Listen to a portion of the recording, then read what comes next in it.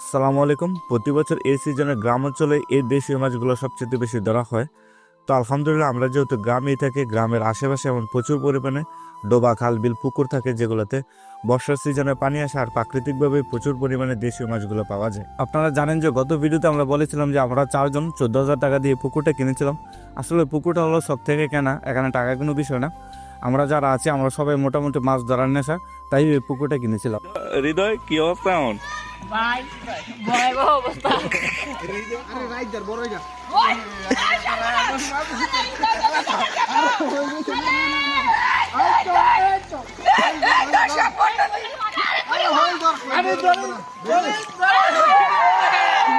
আমাদের বিটি মাছ নিয়ে সরা হরি মাছ ধরেছে।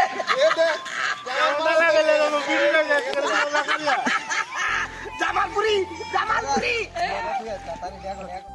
তবে যেমনটা আশা করেছিলাম তেমনটা হয়নি। আমরা ভেবেছিলাম এই পুকুরটা তো গত 2 বছর যাবত মাছ ধরা হয়নি, তাই হয়তো অনেক বেশি মাছ পাবো।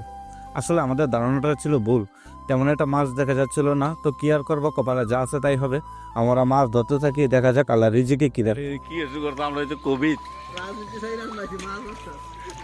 না, মানে আমার রাজনীতির মাঠ চাঙ্গা ছিল। রাজনীতির মাঠে গেলে মনে আরো বেশি লাভ করতাম আমি।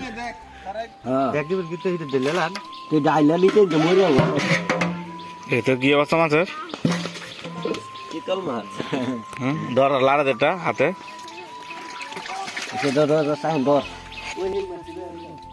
তো আমাদের আরেক পার্টনার আমাদের শাহজালাল কাকা বারবার হতাশ হয়ে যাচ্ছিল যে 2 দিন যাবত পরিশ্রম করেনি, আবার নিজের পকেটে টাকা জরিমানা দিতে হয়। 1000 টাকা লাগে। 2000 টাকা জরিমানা তো লাগে, 3 লাখ টাকা টিকিট আমি দুইটা সকের দাম স্প্রিং লাগাইলে 2000 টাকা। আমি 2000 টাকা 2 দিনে কাম করবো কইরা আমি স্প্রিং লাগার জন্য গাড়িতে বল লাগে। তাহলে আমি স্প্রিং লাগানো তো আমার গাড়ি চলতো না। আমার গাড়ি না চলতে আমি সে এত রিলে ব্যবসা তো লাভ লস দুইটাই থাকবো। আর আমাদের পুকুরটাতে প্রচুর পরিমাণে কাদামাটি থাকার কারণে আমরা মেশিন দিয়ে পানি হিঁচতে পারছিলাম না। যাই মাছ ছিল ওইগুলো ধরাই কঠিন হয়ে পড়ছিল। তো কি আর করার, পরিবেশ আমাদের অনুকূলের বাইরে ছিল। তবে আর যাই হোক, মাছ পাইলে পাইছি, না পাইলে নাই, কিন্তু আমরা সবাই মিলে অনেক বেশি আনন্দ করতে পেরেছি। আর আমরা যে মাছগুলো পেয়েছি তার মধ্যে বেশিরভাগই ছিল কই মাছ, অল্প কিছুই ছিল শিং মাছ, মাত্র 2 কেজির মতো। অথচ এই শিং মাছের আশায় আমরা পুকুরটা কিনেছিলাম, কিন্তু শিং মাছ একেবারেই ছিল না। তো পরের দিন আমরা খুব ভোরবেলায় ঘুম থেকে উঠেছিলাম আড়তে নিয়ে যাবো মাছগুলো বিক্রি করতে। আর আমাদের আড়তটা খুব পাশের এলাকায়, আমাদের রঘুনাথপুর বাজারে। এটি অনেক পরিচিত একটি মাছের আড়ত।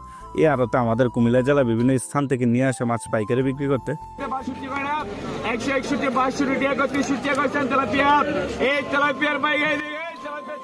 তো আমরা যে মাছগুলো পেয়েছিলাম তার মধ্যে কই মাছ ছিল 22 কেজি, 2টা শৈল মাছ ছিল 6 কেজির মতো ছিল হইলা পাতা, 2 কেজির মতো ছিল শিং। তো সব মিলে আমরা 12,450 টাকার মতো বিক্রি করতে পেরেছি মাছ। আমাদের তেমন একটা লস হয়নি, কারণ আমরা 4 জন এই পুকুরের ভাগিদার ছিলাম। তো এই হল আমাদের লাভ লসের হিসাব। সকলে ভালো থাকবেন। আসসালামু আলাইকুম।